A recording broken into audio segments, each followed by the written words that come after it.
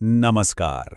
आज बात करते हैं एक ऐसे शब्द की जो हमारी पूरी राजनीति, हमारे समाज को बनाता है। ये शब्द है विचारधारा। और सुनिए, ये सिर्फ कोई किताबी शब्द नहीं है। ये असल में हम सब के अपने अपने पॉलिटिकल बिलीव्स की कहानी है। तो चलिए बिल्कुल सीधे सवाल से शुरू करते हैं। कभी सोचा है कि हमारे जो राजनीतिक विश्वास हैं वो आते कहाँ से हैं? हम क्यों किसी एक पार्टी को सपोर्ट करते हैं या कुछ सोशल इश्यूज पर हमारा एक खास नजरिया क्यों होता है? इसका जवाब एक बड़े ही पावरफुल आइडिया में छिपा है। और वो आइडिया है विचारधारा। देखिए, आसान भाषा में कहें तो ये विचारों और विश्वासों का एक सेट है, एक कलेक्शन है।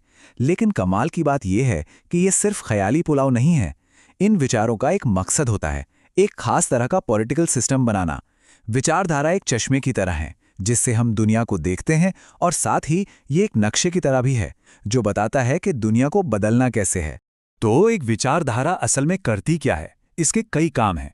सबसे पहले तो ये एक पॉलिटिकल सिस्टम का पूरा ब्लूप्रिंट तैयार करती है। फिर ये बताती है कि हमारा समाज और हमारी संस्कृति कैसी होनी चाहिए, और एक तरह से ये नियमों की एक किताब की तरह भी काम करती है। मतलब ये हमें बताती है कि क्या सही है, क्या गलत है, और हम सबको एक साथ मिलकर कैसे रहना चाहिए। ठीक है, तो ये तो समझ आ गया कि विचारधारा क्या है और वो क्या करती है। पर सवाल ये है कि भाई इसकी इतनी ज़रूरत ही क्यों है? क्योंकि सच तो ये है कि आज की मॉडर्न पॉलिटिक्स में ये कोई ऑप्शन नहीं बल्कि एक जरूरत है। इसके बिना आज की दुनिया में राजनीति करना लगभग नामुमकिन है। और ऐसा क्यों है, ये समझने के लिए ये कंपैरिजन बड़ा दिलचस्प है। देखिए, पुराने जमाने में मतलब मध्यकाल में धर्म लोगों को राजनीति से जोड़ता था। लेकिन जैसे जैसे दुनिया मॉडर्न हुई, धर्म की जगह एक खालीपन आ गया। उस खाली जगह को भरा विचारधाराओं ने। लिबरलिज्म, सोशलिज्म, नेशनलिज्म, ये सब उसी के उदाहरण हैं। आज यही विचारधाराएं हैं जो लोगों को राजनीति से जोड़ती हैं, उन्हें कॉमन मकसद देती हैं। असल में इसके लिए एक बहुत ही दमदार शब्द इस्तेमाल होता है, सेक्युलर रिलीजन। सोचिए कितना गहरा आइडिया है ये। इसका मतलब है कि विचारधाराएं बिल्कुल एक धर्म की तरह ही काम करती हैं। वो दुनिया को देखने का नजरिया देती हैं, सही गलत बताती हैं, एक अपनेपन का एहसास देती हैं। बस ये सब कुछ धर्म के बिना एक सेक्युलर फ्रेमवर्क में होता है। तो ये सब शुरू कहाँ से हुआ? मतलब दुनिया को कुछ आइडियाज़ के सेट से समझने का ये तरीका, इसकी जड़ें कहाँ हैं? इसके लिए हमें इतिहास में थोड़ा पीछे चलना होगा। हमारी कहानी शुरू होती है प्राचीन यूनान यानी एंशिएंट ग्रीस से। वहां एक महान फिलोसोफर हुए प्लेटो। उन्होंने एक ऐसी सोच की नींव रखी जिसे आदर्शवाद या आइडियलिज्म कहा जाता है, और यहीं से एक तरह से विचारधारा वाली सोच का बीज पड़ा था। और ये जो लड़ी है, ये जो कनेक्शन है, वो बिल्कुल साफ है। वेस्टर्न पॉलिटिकल फिलॉसफी का जो पूरा सफ़र है वो एंशिएंट ग्रीस से शुरू होता है, प्लेटो से गुजरता है और आदर्शवाद तक पहुंचता है। इसी सफ़र ने हमारे सोचने के तरीके को हमेशा के लिए बदल दिया। तो चलिए इस पहली विचारधारा यानी आदर्शवाद को थोड़ा और करीब से देखते हैं। यह समझना जरूरी है क्योंकि बाद की लगभग सारी विचारधाराएं कहीं ना कहीं इसी से निकली हैं। आदर्शवाद का जो सबसे बेसिक आइडिया है वो थोड़ा हैरान करने वाला है।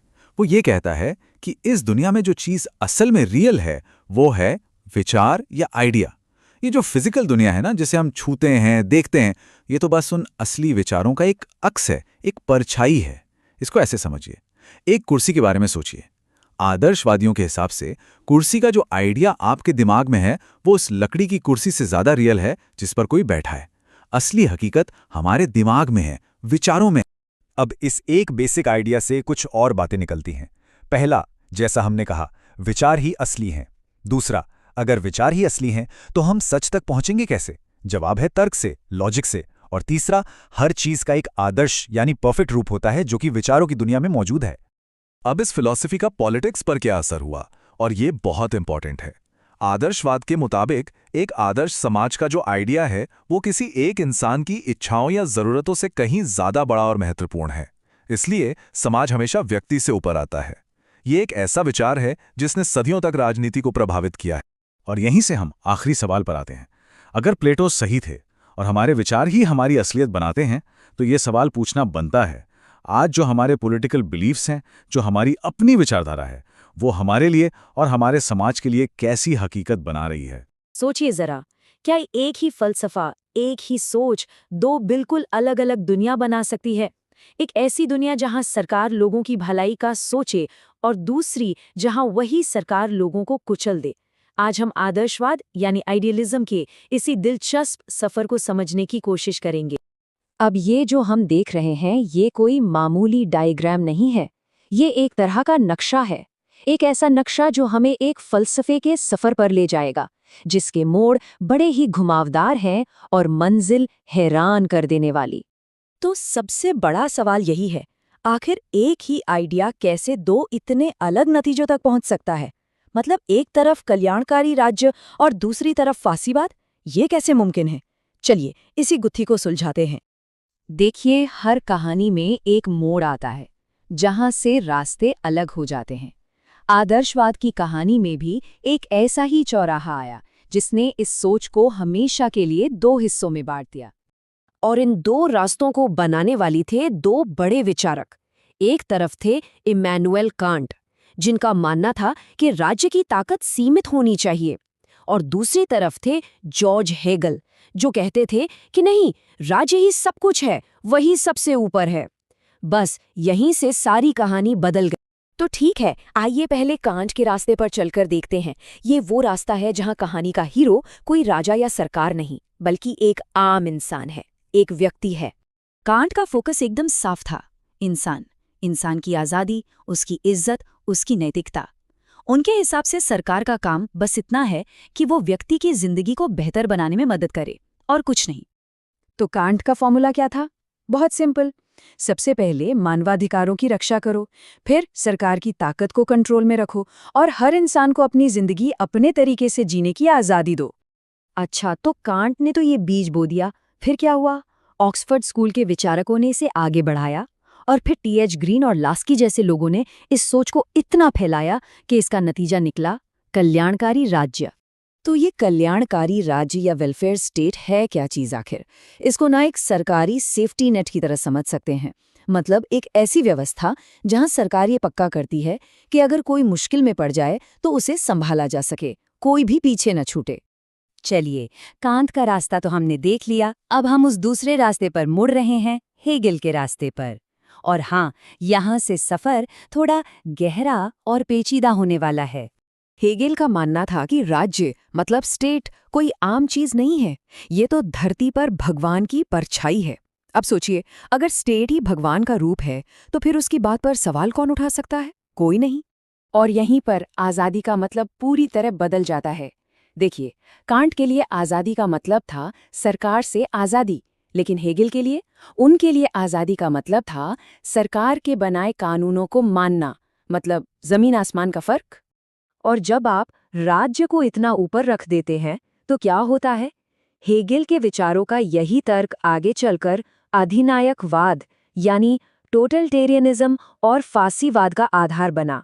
एक ऐसी सोच जहां व्यक्ति कुछ भी नहीं है और राज्य ही सब कुछ है। लेकिन एक मिनट, हेगल के दिमाग में ये बात आई कहाँ से कि राज्य इतना शक्तिशाली होना चाहिए? इसकी जड़ें कहाँ हैं? इसके लिए हमें इतिहास में थोड़ा और पीछे जाना पड़ेगा, बिल्कुल मध्य युग में। तो आइए इन जड़ों को जरा करीब से देखते हैं। तो ये विचार आता है राजाओं के दैवीय अधिकार के सिद्धांत से। ये क्या है? ये एक बहुत पुरानी सोच है जो कहती है कि राजा को हुकूमत करने का हक सीधे भगवान से मिला है, लोगों से नहीं। तो राजा जो कहे वही फाइनल है। मतलब इसके नियम बड़े सीधे थे। राजा भगवान का प्रतिनिधि है, उसकी ताकत एब्सोल्यूट है, उस पर कोई सवाल नहीं, और आम आदमी, उसके पास कोई अधिकार नहीं है। ये था उस दौर का सामंती यानी फ्यूडल सिस्टम। तो ठीक है, हमने ये दो अलग अलग रास्ते देख लिए, कांट का भी और हेगल का भी। पर इस पूरी कहानी का निचोड़ क्या है? इसका आज के दौर में क्या मतलब है? देखिए, जिस दस्तावेज को हम देख रहे हैं वो आखिर में एक बहुत गहरी बात कहता है। वो कहता है कि हर विचारधारा, हर आइडियोलॉजी किसी न किसी खास वर्ग के फायदे के लिए होती है। मतलब कोई भी विचार बस यूं ही नहीं आ जाता, उसके पीछे कोई ना कोई मकसद होता है। और ये सवाल हमें आज के समय में लाके खड़ा कर देता है।